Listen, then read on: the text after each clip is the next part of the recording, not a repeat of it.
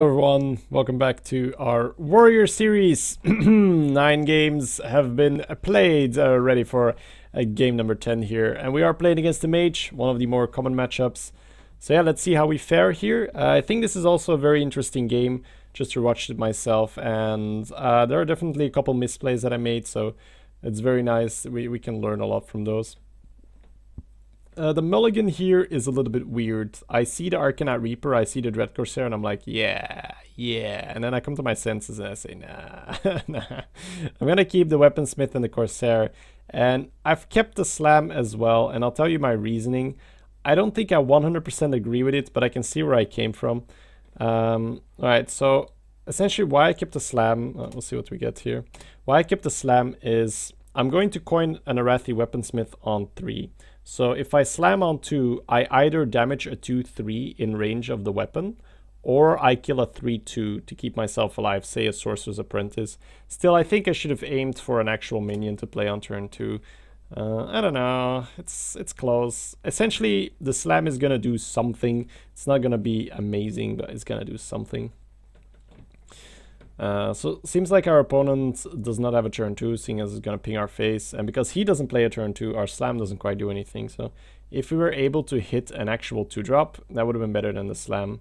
So we'll see now. If our next card is a 2-drop, we could have probably played that instead of the slam, because then we would have had one less card in the hand and would have drawn sooner into the 2-drop. If the next card is not a 2-drop, then it's probably not really that worrisome. Although that's using hindsight. It's not 2-drop, so we would have had the same awkward mulligan, but you know, it's the principle, right? You'd rather look for something to play. So here we'll coin out the Weaponsmith. We're not gonna use our weapon because he's probably just gonna trade in. So there's really no reason. We'll see how he follows this up. So far I can see using Slam and Dread Corsair next turn. We could also play Spellbreaker if that's better, or the Corcoran Elite. Everything's viable at this point. Everything's viable. So we'll see how he proceeds here. Questing Adventurer, probably a 1-drop Mana Worm. Yep, okay. Then he makes a trade to protect his Questing Adventurer. That's fairly standard. All right, so I want to point some stuff out here. The play that I initially spotted when I rewatched the VOD was, oh, pretty straightforward, right? We silence his questing, we use our face to kill it, and done with it. That's not what I'm gonna do. And what I do is a little bit, I don't know, it's not bad. It's hopeful. I'm gonna play the Bomber, and I'm gonna hope that one hits the Questing Adventure so that I can kill it with my face and develop a Dread Corsair at the same time. Now, of course, that is better. We would develop 6 power rather than only the 4 power of the Spellbreaker. I think I was mainly scared of a Frostbolt. I was like, if I'm gonna silence the questing and then kill it and he has a Frostbolt, everything's gone. So I was like, all I need to do is hit 1 bomb on the questing and then I'm golden. And I had a fairly good backup plan. If the bomb wasn't gonna hit, I was gonna slam the questing and use my face to kill it, meaning that I still have a bomber against a Mana Worm on an empty board, which is basically the same as a Spellbreaker against a Mana Worm. You know, it's a 4-3 against a 1-3 or a 3-2 against a 1-3. Doesn't quite make a difference. So I think I spent a lot of time on this turn thinking about it, and I agree with past me that the Bomber is worth it. So it's worth the risk because the minion gets killed off by both Bomber and Spellbreaker. So in the absolute worst case scenario, you have a 3-2 versus a 1-3 instead of a 4-3 against a 1-3, which is fine. And you get to keep your Spellbreaker for other stuff. So not the end of the world, not the end of the world. And in the upside, of course, is if you do hit 1 bomb, you can use your face to kill it and develop a Dread Corsair. And suddenly you've got 2 minions that contest the Mana Worm, which is a lot safer for the Frostbolt. But as RNGesus wants it, he will make us use the slam. So it is the absolute worst case scenario, and it's still fine. I make a lot of these bets, essentially, where I say like, okay, the absolute worst case scenario is still fine. Sure, let's try it. Let's get ahead. Let's see if we can get a little advantage here or there by making this low risk, high reward bet, because the reward was pretty substantial. Getting a Dread Corsair and the Bomber out this turn and killing his questing is pretty legit. Okay. So he's gonna use his Mana Worm to damage our face and protect his Mana Worm with the Tazdingo. Couple plays available here. The first play that I spotted when rewatching the VOD again was to play the Arcanite Reaper, play the Dread Corsair for Frey, use our face to kill the Tazdingo, use the Bomber to kill the Mana Worm. He gets to kill the Bomber, so we have a with a ping, so we have a Dread Corsair versus his 4-drop, and I have my axe available. That seems really good, and here I get a bit greedy for the weapon. I don't think it's bad, but right now I've got a kind of a card advantage going here. I don't need to be greedy. Clearing his entire board and having a 5 damage weapon ready for his 4-drop seems pretty darn good. The play that I make is really not bad or anything, it's just slower. It's slower than I would normally want to. I'm gonna develop the Siege Engine and double trade into the Engine, which is kind of vulnerable to a Fireball. So if he had a Fireball there, not only would our Siege Engine die, it would also grow his Mana Worm. Whereas if we just equip the Reaper, we kill his guy, we put down the Corsair for free. I guess I thought like, hey, I can just still do it next turn. Now I get kind of rewarded here for my cockiness. Well, it's not even cocky, it's just I get rewarded for my slow play, which I usually don't like when other people get rewarded for playing slow. You'll see what I mean in the next turn. So, like, the play turns out to be correct, but if I could make the play again, I would probably change it up and use the Arcanite Reaper. But that's why it's fun, right? I see myself grow as a player. I see myself doing plays and then reflecting on them and saying, I should probably do this next time. So especially in a deck like this where we do have a lot to learn. This was a fairly new style for me when I first played it. This is what I mean with we get rewarded for our slow play. We held the axe and the opponent just plays an Emperor, which is a 5/5 for 6 mana. But you know, this is like one of the only scenarios where his 6 mana guy is gonna die to our axe. Usually, you know, standard wise, he would have developed the Boulderfist Ogre, and I would have been, you know, that wouldn't have been great.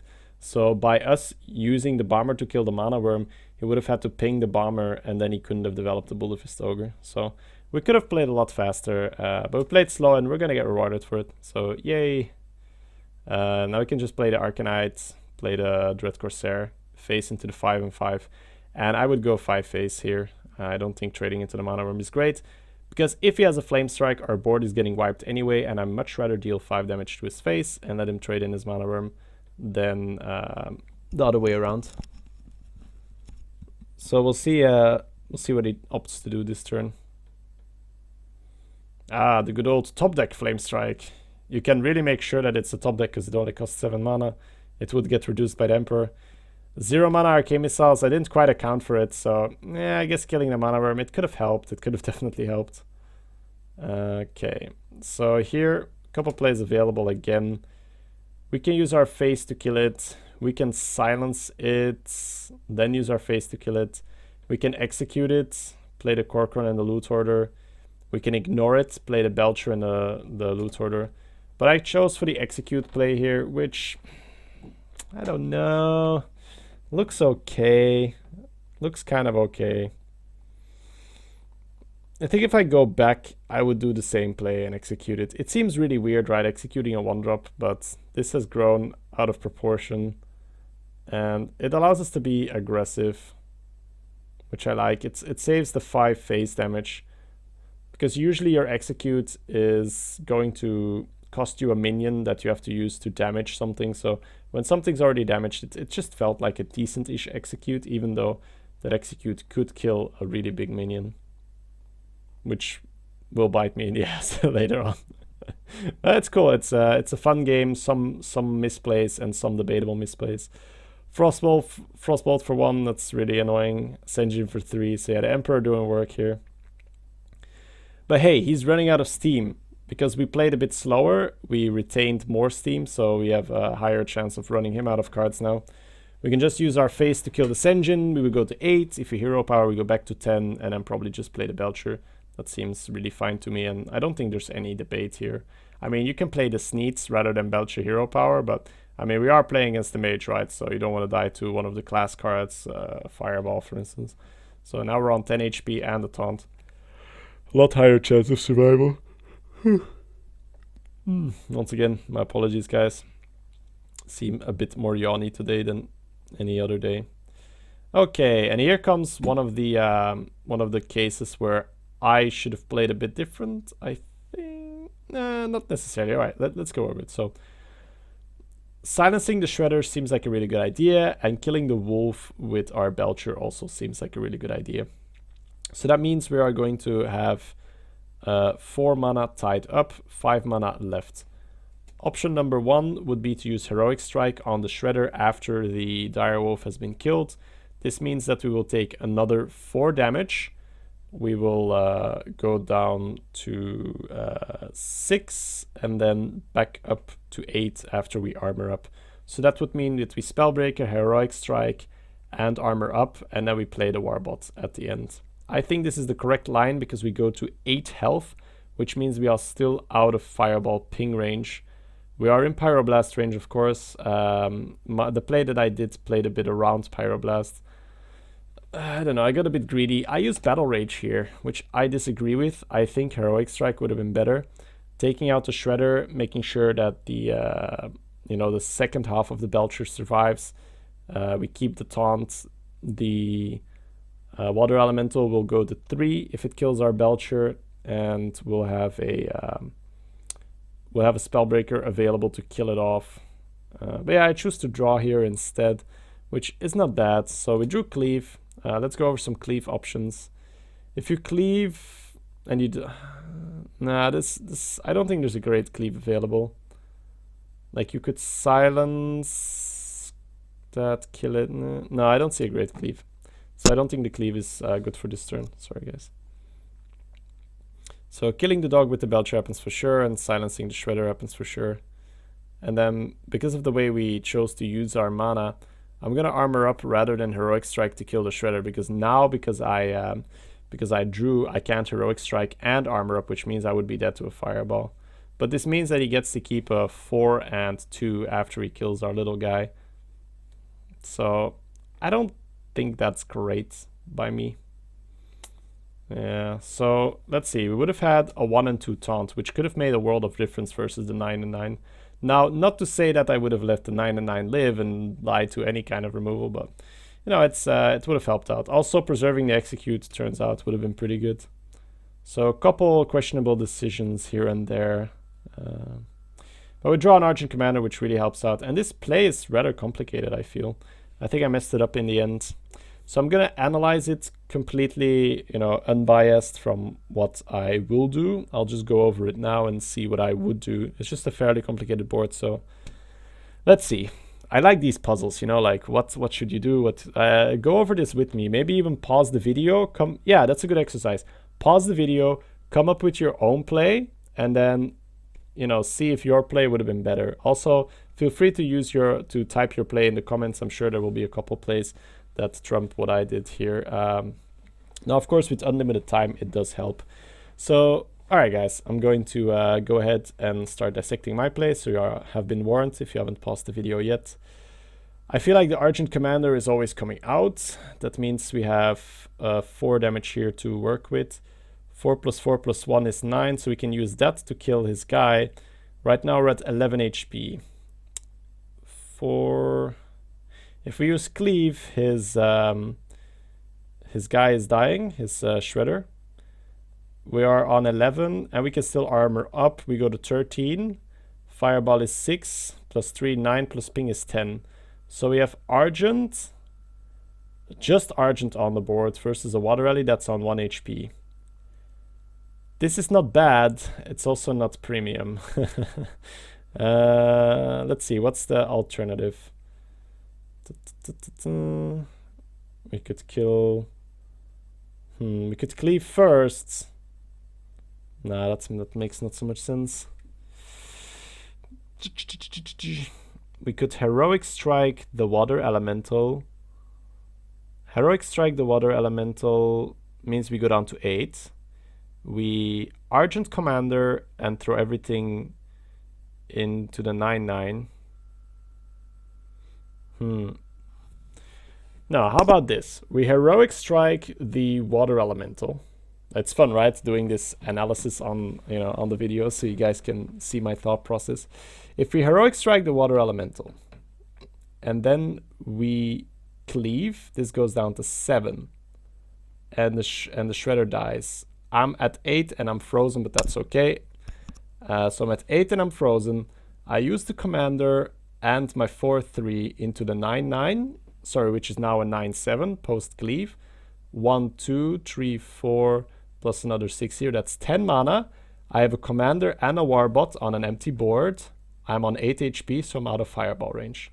I think that in hindsight is the perfect play that I would go for, but I expose myself very foolishly to a plethora of burn spells, which nearly kills me. So, I mean, the rope also doesn't quite help. You know, it's a lot of pressure. It's a fairly complicated play, as you just saw. There were a lot of plays available. And I end up going with the most economic play, but I don't need card advantage right now. I gotta make sure that I don't die to a stupid fireball or to a frostbolt or whatever. And I'm gonna play really risky and I'm gonna get away with it. But once again, it's not because you get away with it that it is the right play in the end. So yeah, very fun game to dissect. And I hope that you guys, especially this particular board state, lots of fun, lots of fun. Really feels like a puzzle, like getting to the right answer. So everything into the 9/9 as I started off analyzing, but I came to a different conclusion. And then I'm gonna end up using the Arathi Weaponsmith into the Shredder. That's a lot of damage, right? I go down to 7, he can hit me, I go down to 4, he can Frostbolt ping me, he can Fireball me, he can Dragon's Breath me. I'm dead to so many cards now, and it was really not necessary to take this risk. Because he had a huge gun. I've got a huge gun. Now, should he have thrown that on the 4/2? I think so, right? Because what's the use of bringing me the 1 if I'm just going to hero power? I don't really see it. All right, so I was almost prepared to make a mistake here. I think here, by the way, guys, I was tilting slightly. Maybe a little bit from that mind control tech.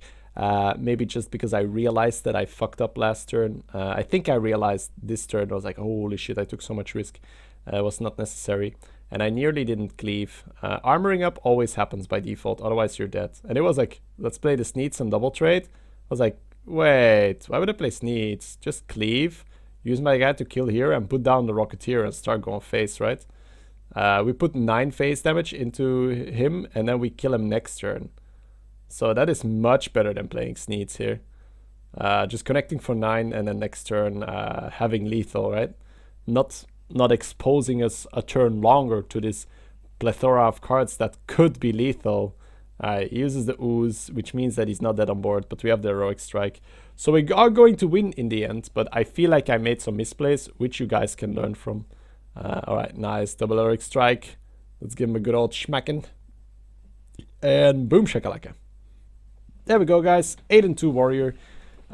We won the game. No, I can't say that it was flawless. Definitely not flawless. But hey, warrior versus mage. I feel like you always kind of deserve to win as the warrior.